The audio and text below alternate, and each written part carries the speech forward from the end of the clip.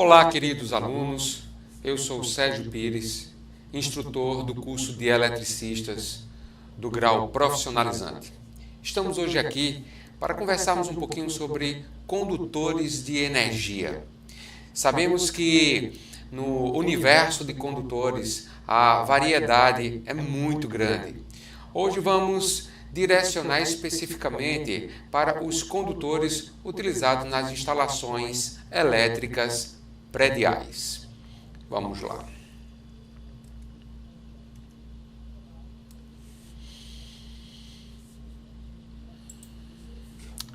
Condutores. Podemos perceber aqui por esta figura, que a variedade de condutores é muito grande. A aplicação em áreas das infraestruturas elétricas, é de grande importância que se tenha o cuidado de aplicar corretamente o condutor para as mais variadas instalações elétricas. Condutores. Bem, condutor ele é formado por um material, ou materiais, onde há possibilidade de trânsito de elétrons. Sabemos que a matéria é formada por átomos, por prótons, nêutrons e elétrons. Mas o elétron é quem é o responsável por circular a corrente nos condutores. A facilidade de movimento de cargas elétricas devido à presença de elétrons livres. E aqui nós temos alguns exemplos de fio de cobre, cabo de cobre, alumínio e outros materiais que podemos estar verificando. Aqui nós temos o exemplo de um cabo elétrico. Nós temos aqui a parte condutora, essa parte aqui formada pelo material de cobre, e esse revestimento aqui é o material isolante, é um material que vai impedir que os elétrons possam ter acesso a outras partes da instalação, saindo do caminho correto direcionado para as cargas a serem ligadas. Então, o que é esse material isolante? É aquele material que tem o objetivo de não permitir a passagem de elétrons, é um bloqueio, Ele isola, ele não permite que esses elétrons venham a migrar ou passar por esse material, dando a condutividade a ele para ir para uma parede, para ir para uma carcaça de um equipamento, Ou seja, não há facilidade de movimento de cargas. Exemplo aqui nós temos de alguns materiais isolantes. Nós temos o vidro, nós temos a borracha, a madeira seca e etc. Existem vários outros tipos também de materiais isolantes.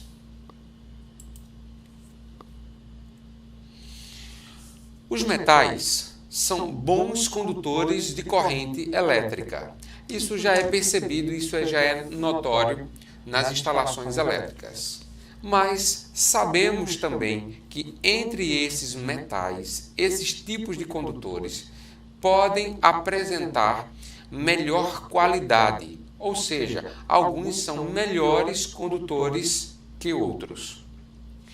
E aqui nós temos o exemplo, o cobre é o metal mais utilizado em nossas instalações elétricas, visto que é um bom condutor e também não é muito caro. Claro que quando ele diz não é muito caro, ele está comparando com outros tipos de metais que têm um valor mais elevado. A gente pode citar o exemplo da prata ou até mesmo do ouro, Mas quero frisar bem a prata, porque a prata é um condutor de melhor qualidade em características de resistência, do que o cobre. A prata é um excelente condutor de energia. e aqui ela é citada.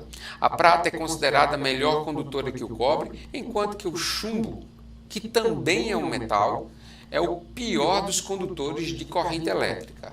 Ou seja, o chumbo não é recomendado para ser utilizado nas instalações elétricas como bom condutor, apesar dele ser um metal. Nessa figurinha aqui, nesse desenho, nós temos os condutores, lembrando que quando nós temos apenas um filamento, um fiozinho como esse daqui, a gente o considera, como está escrito aqui embaixo, de fio, né? Ele pode ser um fio rígido, né? Pode ser também um fio mais flexível, vai depender realmente da sua seção reta, né? Da área dele.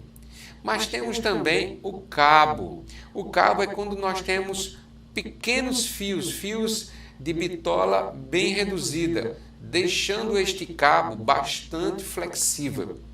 Então, qual é a diferença entre cabo e fio? Fio temos apenas um filamento, enquanto que o cabo existem vários filamentos, e aí a gente não pode chamá-lo de fio, e sim de cabo. Do lado nós temos outros tipos de cabos. Nós temos o cabo multipolar. Como é que ele funciona? Ele, na verdade, ele possui dois revestimentos de material isolante. Existe o material isolante revestindo isoladamente cada condutor e temos um revestimento geral, revestindo os dois. Isso é muito bom porque a gente tem uma dupla camada de material isolante, melhorando ainda mais a qualidade destes cabos em relação à sua isolação. Pode ter dois condutores individuais, mas pode também ter três ou mais condutores. Lembrando que esses condutores, eles possuem cores diferentes. As cores não são simplesmente para deixar a instalação bela, a instalação bonita. Fica até legal, fica até com uma boa estética. Mas os condutores, eles possuem cores segundo uma tabela da nossa NBR 5410, que é a norma brasileira de instalações elétricas em baixa tensão. Vamos ver aqui agora, vou mostrar para vocês alguns condutores que eu trouxe aqui para vocês. Nós temos aqui um condutor vermelho. Esse condutor aqui, ele é muito utilizado como o condutor fase. Ele é o responsável de permitir que chegue tensão em nossas casas, né? A gente chama de fase porque ele é o condutor ativo e ele é da cor vermelha, tá? Pode ser também branco. Claro que a gente precisa seguir muito bem a nossa legislação para não estar aplicando de forma incorreta cores inapropriadas para a instalação. Temos também aqui um outro condutor. Este condutor aqui de cor azul, ele é o condutor neutro. E isso também está muito bem definido na nossa NBR 5410. Não pode ser azul marinho, não pode ser azul escuro. É um azul claro. Vocês podem perceber aqui o destaque em relação à minha camisa e a cor do condutor. Quando nós alimentamos um equipamento em casa, nós utilizamos fase e neutro. Então, nossa geladeira, ar-condicionado, freezer, fogão, são alimentados, sim, por uma fase e por um neutro. Os condutores são responsáveis de alimentar este equipamento. Trouxe aqui também condutores de diferentes bitolas. São seções retas. A gente está falando da área, da seção deste condutor, nesta partezinha aqui no interior dela, como também esse daqui. Percebam que há uma diferença muito grande. Este é um condutor de 1,5 milímetros quadrados e este daqui é um condutor de 4 milímetros quadrados, ou seja, é quase o triplo da seção deste daqui. Outro também condutor muito importante é este de cor verde. O condutor de cor verde ele tem uma característica importantíssima. E qual é? O aterramento. O condutor verde, ou também aquele condutor que tem umas listazinhas amarelas, né? É verde e amarelo, ele vai estar trazendo para a gente uma informação importantíssima, que é o condutor utilizado para aterrar as carcaças dos equipamentos. Qual é o objetivo dele? Ele é um condutor de segurança. Se por acaso acontecer uma fuga de corrente, ou seja, quando eu tenho aqui a fase em contato com a estrutura do equipamento, quando eu encosto essa parte aqui, ou qualquer filamento que venha a sobressair e entre em contato com a parede da carcaça do equipamento, por exemplo, a lateral de uma geladeira, né? Quando você toca num bebedouro, eu posso ter uma fuga de corrente. E quando ocorre essa fuga de corrente, ela vai para a carcaça. A probabilidade de alguém tocar e levar um choque é muito grande. E aí, trazendo riscos à segurança do usuário. Então, a necessidade do aterramento é obrigatória, porque é por esse condutor, que esses elétrons vão fluir, protegendo o usuário em situações como essas, tá? Então, aqui nós temos o quê? Nós temos fase, nós temos neutro e nós temos aqui o condutor terra. São três cores, são três funções diferentes que têm a sua aplicação de forma correta nas instalações elétricas.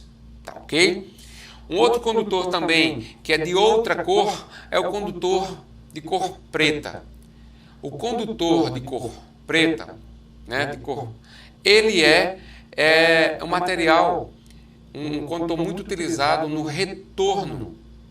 O que é o retorno?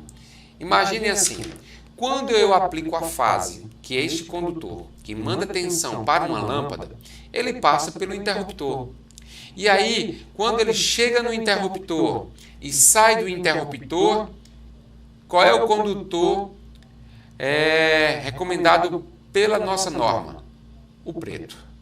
Quando eu abro uma caixinha de derivação nas nossas instalações e visualizo cores, eu devo entender que esses condutores, se forem aplicados de forma correta, segundo a legislação, eu saberei dizer que este de cor azul é o neutro, o verde é o aterramento, o vermelho é a fase e o preto é o retorno. Fica mais fácil de trabalhar, mais fácil de identificar e as suas aplicações no dia a dia numa instalação elétrica. Então vamos lá, vamos retornar lá para o nosso slide.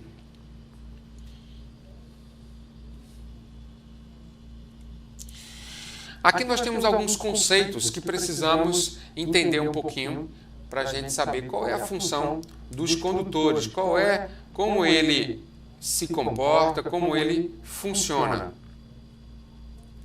Então, nós podemos dizer aqui que o movimento das cargas, positivas ou negativas, né, neste meio que aqui está sendo representado pelo condutor. Então, eu tenho aqui uma fonte de alimentação de energia representada por uma bateria e o condutor é o caminho, é a estrada, é por onde vão circular esses elétrons para alimentar a carga.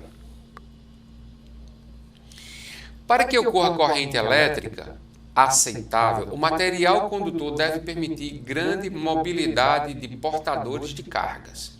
Ou seja, os nossos condutores são responsáveis de conduzir esta corrente elétrica, que é composta por cargas elétricas, ou seja, são os nossos elétrons.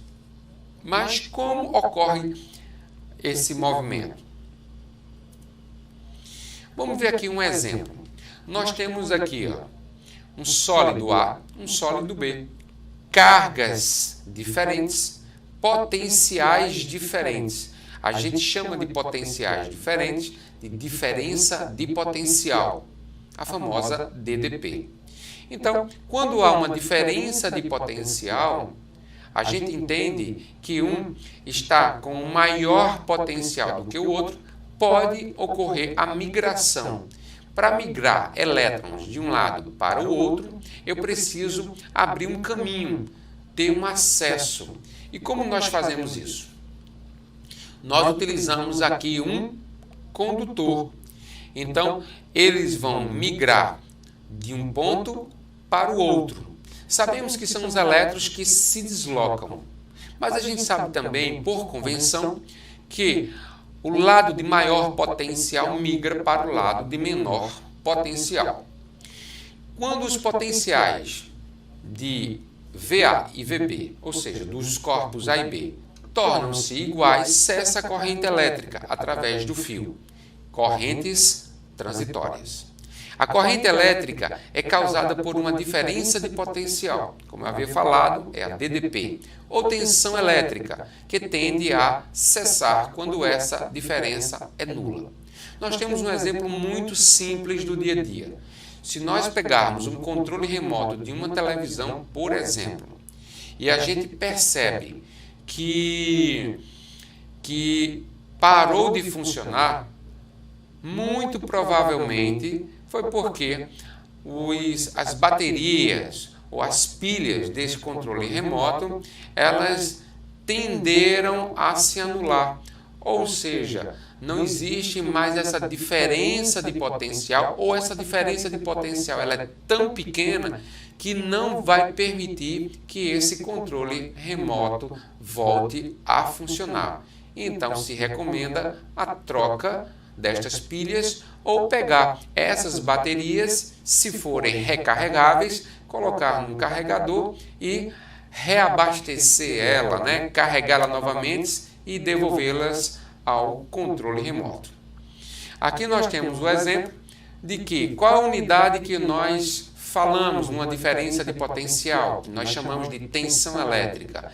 Ela é conhecida pela letra V, V maiúsculo, de volts. Quando vamos comprar qualquer tipo de equipamento, um eletrodoméstico, um ventilador, nós precisamos perguntar ao vendedor se aquele equipamento trabalha com uma tensão elétrica de 220 volts. Por quê? Em nosso estado, nós utilizamos a tensão monofásica em 220 volts. Mas existem outros estados que utilizam tensões de 127 volts, se forem monofásicas. Então a gente tem que estar muito bem antenado, ligado nisso, para eu não comprar um equipamento que não esteja de acordo com a tensão que eu vou utilizar.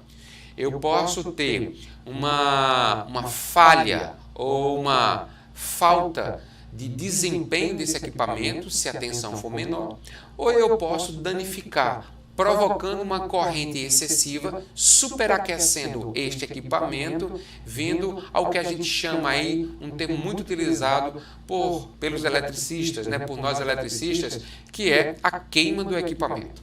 Então, o movimento ordenado dos elétrons nos condutores é provocado pela ação da tensão que empurra esses elétrons. Ou seja, é ela que é a força propulsora. Ela força o deslocamento desses elétrons nos condutores. Aqui nós temos um exemplo de uma bateria ou pilhas, pelo tempo que quiser pelo condutor. Então, ela perdura, ela permanece. Ou seja, para manter a diferença de potencial, faz necessário o uso de geradores, de pilhas, de baterias. Temos aqui um exemplo de um circuito elétrico, como sendo aqui, podemos ver o percurso a ser percorrido pela corrente elétrica, por meio de um sistema elétrico determinado. Percebam que aqui nós temos uma fonte geradora, né? Essa fonte geradora aqui, representada por esta pilha, é responsável de fornecer tensão elétrica para o circuito. Se eu faço essas interligações através dos condutores, eu permito que esta corrente acesse, cheguem até essas cargas, né, que vão permitir a circulação de corrente. Ou seja, essa fonte de alimentação, né, vai produzir esta corrente a partir do momento em que essas cargas são ligadas e vão demandar energia elétrica. Então, o condutor é o responsável de permitir que esta corrente chegue até essas cargas e tenhamos os benefícios de sua produção, seja ela uma energia luminosa, o caso das lâmpadas, ou uma produção de uma energia sonora, que é o caso dos alto-falantes. Intensidade da corrente elétrica. Lembre-se que os condutores, eles têm limitações de corrente. Então, com relação ao sentido, foi adotado como sendo o sentido de fluxo de cargas positivo. Este é o chamado sentido convencional. Ou seja, os elétrons aqui, ó, a corrente está circulando o tempo todo aqui nos condutores. Então, nós temos o sentido convencional, né, do positivo para o negativo. Vocês percebem aqui o deslocamento. E temos o sentido real, que é o movimento dos elétrons. Intensidade da corrente é uma grandeza escalar que fornece o fluxo de portadores de cargas elétricas através de uma superfície por unidade de tempo. Percebam que aqui esse S é a seção, é a bitola, é aquela parte condutora, sem a parte isolante. Os elétrons vão aproveitar ao máximo esse espaço existente que vai permitir que os elétrons circulem até chegar nas cargas. Então, aqui por esta fórmula, nós temos aqui a quantidade de cargas no intervalo de tempo. Coloquei também aqui um exemplo de duas fontes bem conhecidas nossas. Essa é a corrente contínua, é uma corrente constante, fornecida por pilhas e baterias. Então, desde o momento que nós ligamos esta fonte, ela busca se manter na mesma tensão. Se essa pilha é de 1,5 volts, ela vai se manter em 1,5 volts. E esta corrente mantém sempre num único sentido. Já a corrente alternada, representada por nossas tomadas aqui, ela terá aqui um movimento que nós chamamos de onda senoidal. O que é esta onda senoidal? Nada mais é do que movimento de elétrons que, ora, eles estão em um sentido, ora, em outro sentido. Ou seja, ele vai e volta. Então, ele fica alternando positivo e negativo. Diferentemente da corrente constante ou da corrente contínua, a corrente alternada, no tempo, vai ficar variando. E é este tipo de corrente que nós utilizamos em nossas residências no dia a dia, para ligar uma geladeira, ligar um fogão, um micro-ondas, vários equipamentos que nós utilizamos no nosso dia a dia. Aqui quero mostrar para vocês o exemplo de alguns instrumentos muito importantes no dia a dia do eletricista. Aqui nós temos um exemplo real de um alicate amperímetro, instrumento este responsável de conseguir medir a corrente elétrica através dos condutores. E é um grande parceiro nosso nós eletricistas precisamos muito de um equipamento como esse. Então ele possui aqui a capacidade, através dessas garras, né, de abrir e poder acessar um condutor. Aqui já é um medidor fixo, é um medidor de painel. Ele não é portátil como o alicate amperímetro, mas também é de suma importância nos locais que vão exigir a sua utilidade para podermos conferir a corrente elétrica do circuito que pretendemos visualizar, verificar. Aqui tem alguns exemplos de alguns eletrodomésticos. Lembre-se que quem pôde ter acesso ao vídeo, né, de luminotécnica, nós sabemos que uma luminária, né, um conjunto aqui, ó, é considerado um equipamento. Então, nós temos um equipamento de luz, um equipamento de calor, e a gente tem que ter muito cuidado para não acontecer isso daqui, ó, o choque elétrico. Algo perigoso que pode trazer danos, pode ser um susto, mas pode trazer danos irreversíveis ao indivíduo que não tem capacitação, não tem habilidade para trabalhar com eletricidade, né? E infelizmente o choque elétrico ele pode ser tão danoso que pode trazer até, infelizmente, casos fatais, levando o indivíduo à morte, sem falar de queimaduras, né, que podem acontecer. Mas estamos falando aí de algo que a gente vai falar em um outro vídeo que vocês também poderão ter acesso. Então, como vimos, a eletricidade aparentemente ela é invisível, né? Ela é invisível. O que visualizamos são os efeitos. No caso da lâmpada, o efeito da luz, energia luminosa. O efeito aqui, ó, de uma sanduicheira, de uma fonte de calor aqui, de uma resistência. Nós temos energia na forma de calor. Aqui nós temos também um equipamento, né, um interruptor, uma tomada.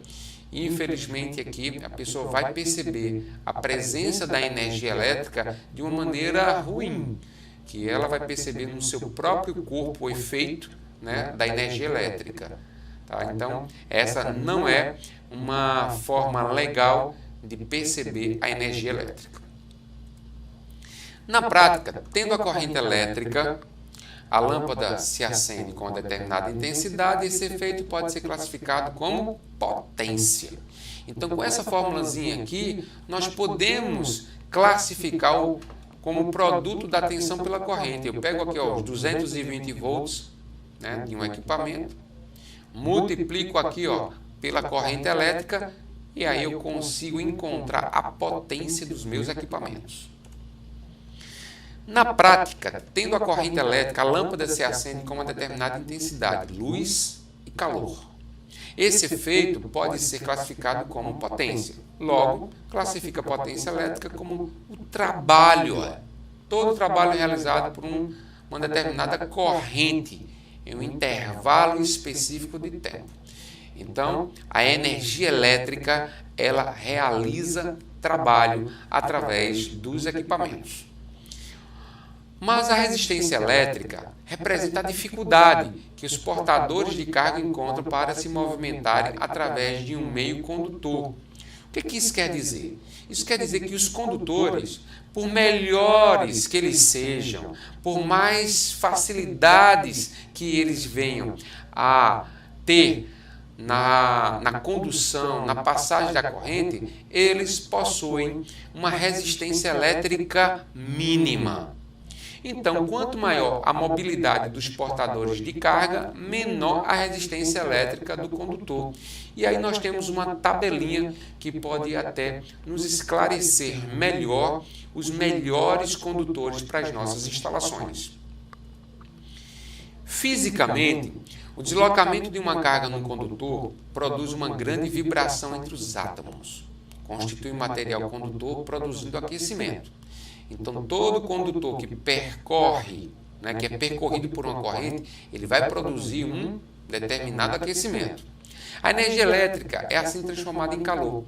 Esse fenômeno nós chamamos de efeito Joule.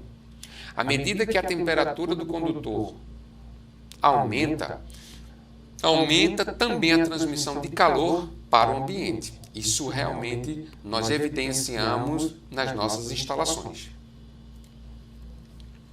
Coloquei aqui um exemplo de um disjuntor.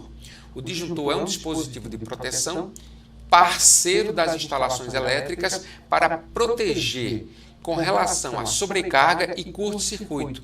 Ou seja, ele vai estar protegendo os nossos condutores das nossas instalações. Então, eu sempre digo, não esqueçam de instalar um disjuntor adequadamente, limitando a corrente desses condutores. Senão, teremos um superaquecimento da instalação, o calor dissipado será de tal maneira que poderemos danificar a isolação desses condutores, infelizmente, podendo ter até um princípio aí de incêndio, ou até mesmo incêndio, e perdendo um bem tão importante como um imóvel, né, como um prédio, e que a gente não quer isso. Nesse sentido, é possível classificar enquanto condutor ideal, né? Não existe o condutor ideal, mas a gente tem ele como referência, né? Segundo Lopes, os portadores de carga existente no condutor que não encontram nenhuma oposição ao movimento. Então, o condutor ideal, ele nunca vai se opor. Enquanto isolante ideal, os portadores de carga existentes que são praticamente fixos, sem nenhuma mobilidade, ou seja, o material isolante impede o movimento de elétrons. O condutor ideal, ele permite total liberdade sem se opor, sem apresentar resistência. Isso vai servir como parâmetro.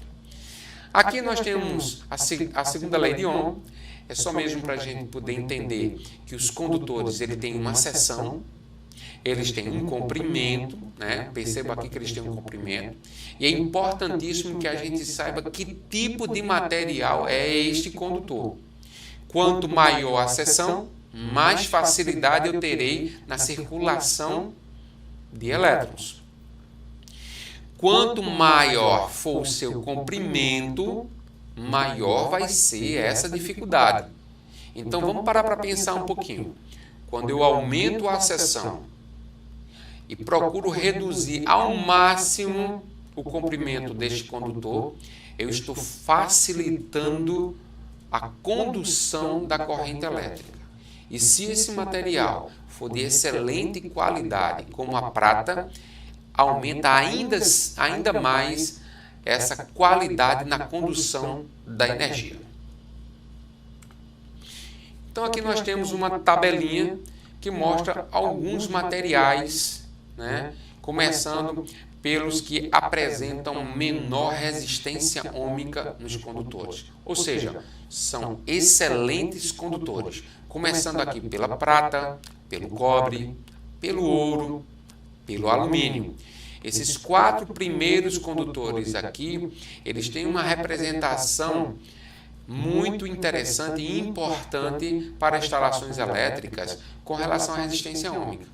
Então percebam aqui que nós utilizamos bastante o cobre e o alumínio em nossas instalações, porque viabiliza de forma financeira, né, economicamente falando, eles são mais viáveis do que a prata e do que o ouro para instalações elétricas prediais. E aqui nós temos um gráficozinho só para a gente mostrar que os metais, à medida que se aumenta a temperatura, a sua resistência ôhmica aumenta. E isso não é legal, isso não é interessante para as nossas instalações. É diferente de outros componentes como esses daqui, que se mantêm ou até mesmo reduzem, né, a resistência ôhmica à medida que vai aumentando a temperatura aqui neste eixo. Então, os metais, infelizmente, né, não é uma notícia boa para nós, mas eles, com o passar do tempo, à medida que vai aumentando a temperatura, eles também vão aumentando essa resistência e tendendo a reduzir cada vez mais o fluxo de corrente. E isso não é interessante. Agradeço a vocês aí de estarem conosco nesta aula sobre condutores. Espero que vocês tenham gostado. Meu nome é Sérgio Pires, sou instrutor do curso de eletricista do grau profissionalizante e agradeço. Até a próxima. Até mais.